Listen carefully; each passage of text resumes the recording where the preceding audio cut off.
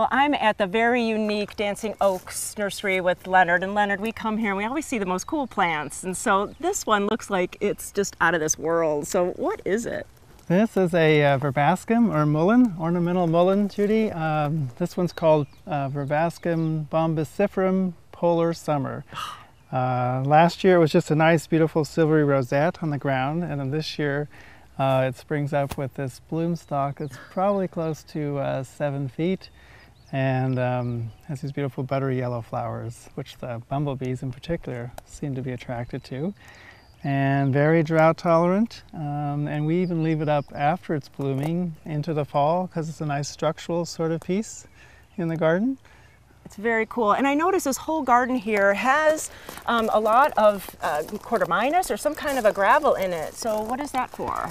Yeah, we mounded up this bed for good drainage, but then also on top we put about 6 to 4 inches of a quarter tin gravel for plants that like drier crowns or good drainage, especially like these, the Aramiris, the desert candles.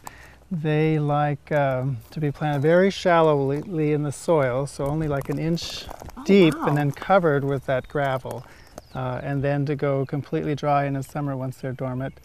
So it also helps with weeding, keeping the weeds down as well. Yeah. And then I see something that's kind of thistle-y like in silver. What's that? That's an eryngium, Judy, or sea holly. It's a big family, so some of them like this. This is Eryngium giganteum, Miss Wilmot's ghost, and they're all sort of stickery and spiny, but great cut flowers, and they're very beneficial for the bees. The bees get a lot of food off of them. This one is a biennial as well, or sometimes 3 years, but will flower and die and reseed around. Some do turn bright blue, which is really cool. Yeah, I saw another one over there that's bright blue. And I forgot to ask, so once this is established, how often do you water it?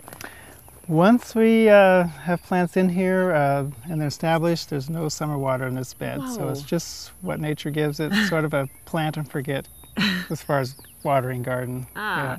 Well, we're going to go in the greenhouse and see some plants that are totally opposite of these dry ones. So let's go. Okay.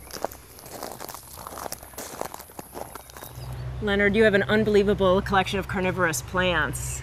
It's wild. Oh, thanks. Yeah, we've enjoyed these for many years. And at first, we didn't realize how hardy they are, but they're very hardy. And these eastern species are very good for garden culture. So we can have them outside. We don't have to protect them for winter?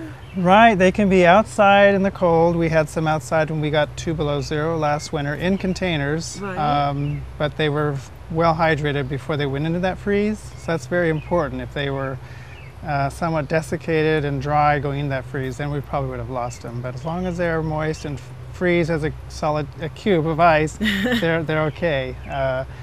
And then in the spring they'll emerge with the new leaves. And some people think that the leaves are actually the flowers, but the flowers are very cool on the Sarracenias.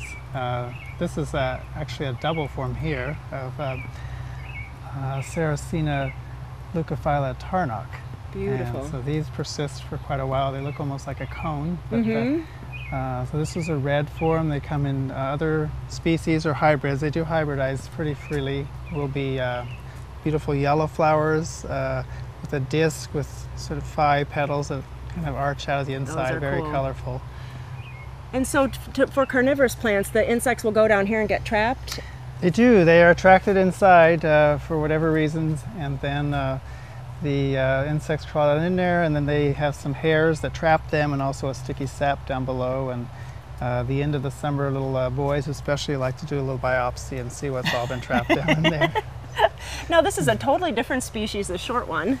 Yeah, this is a Catesbii or Catesbii hybrid, very low, more fan and shaped and open. Very hardy, and I should say that these are all mostly from the southeastern U.S. up into Canada.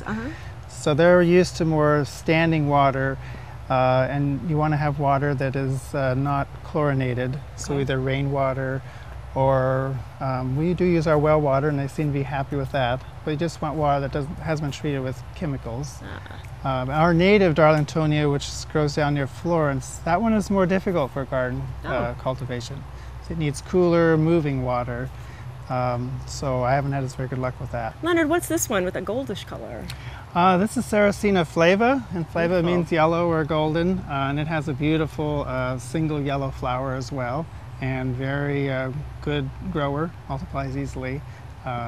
And if you do divide it, you want to do it late winter, just when they're starting to push new growth. Oh, nice. And give them to your friends and pass them all over. Yeah, share them around. And they do well in full sun in pots. Great container pot with a saucer underneath to keep them hydrated. Nice, nice. Well, as you can see, there's lots of information and lots of different ones that you could have for your garden or even your deck. So go to gardentime.tv, we'll click you to Dancing Oaks website, and you can come on out and see them for yourself.